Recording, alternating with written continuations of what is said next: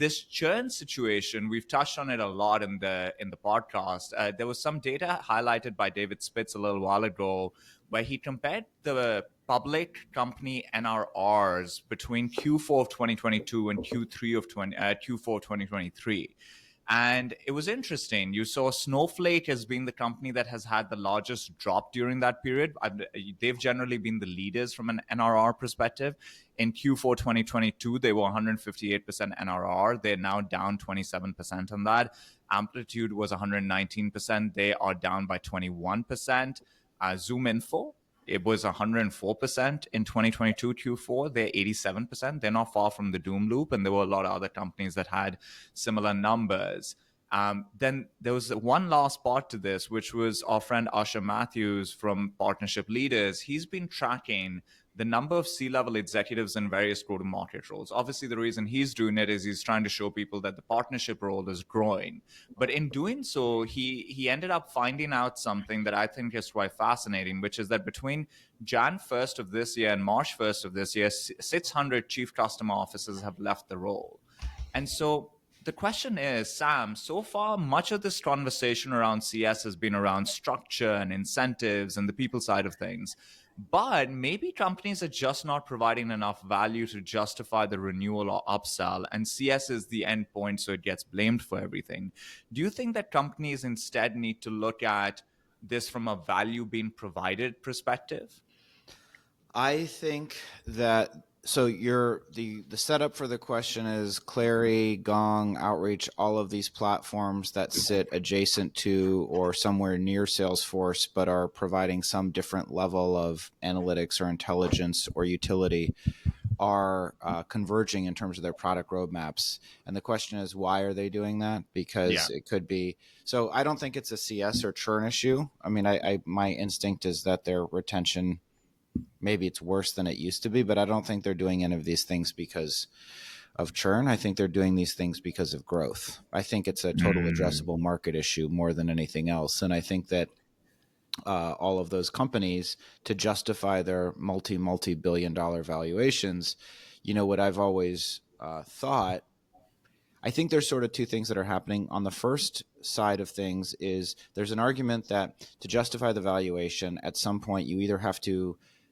confirm that there's additional budget coming out of effectively like the CIO or go-to-market department that still is probably managed by the CIO at some point in large enterprises that is additional to Salesforce or additional to CRM, right? If we're going to say that Clary is worth 10 billion or whatever they were probably worth at their most recent round, is probably a couple billion. And if Outreach is worth a couple billion and Gong's worth a couple billion, then ostensibly either there's adding all of those up, there's, another, let's say $100 billion of enterprise opportunity that is in addition to Salesforce's dominance in the CRM space, or the enterprise value of these companies implies that they will replace Salesforce. It's sort of one or the other, or replace the CRM if we're talking about Salesforce and HubSpot and maybe a few other systems or platforms.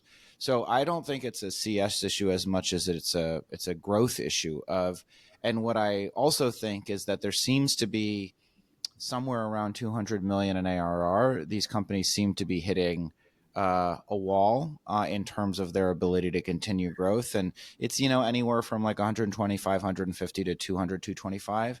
But I haven't heard of any of these. I heard of all of these companies surging past 100 million in ARR, particularly Gong and Outreach.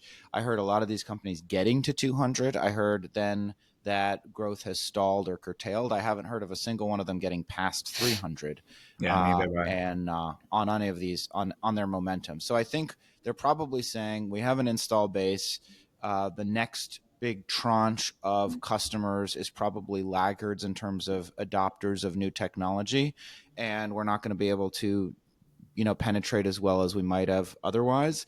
And we need to find new products to sell to people and increase ARPU for our existing customer base. So I don't really necessarily, that's my instinct, if you're asking. I think, and I think meanwhile, to the point of like the departure of 600 CCOs, I think there's consolidation that's happening at the same time. I think that there's a lot of point solutions that did not reach the scale that Clary, Gong, or Outreach have reached.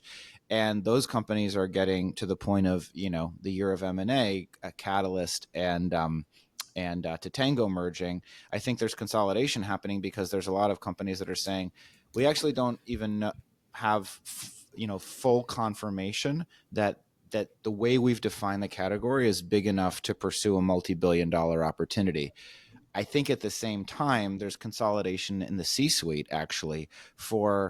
I think there's probably a parallel between job title and C-suite function, consolidation of technology vendors and people that you're selling these products to.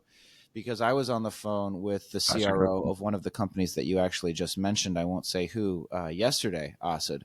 And he was saying, a year ago we had a chief business officer, we had a chief customer officer, we had a chief revenue officer, we had a chief this and a chief that and a chief this and a chief that.